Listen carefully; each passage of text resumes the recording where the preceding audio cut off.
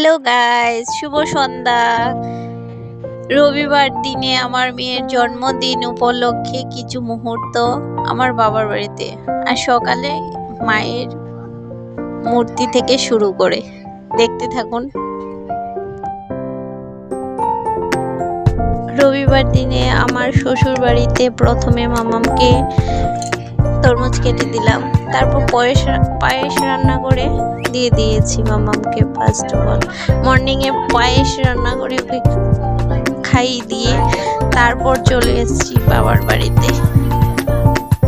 পরে এখানে ওর মামা আর ও মিলে কেক কাটিং চলছে, সবাই দেখতে থাকুন।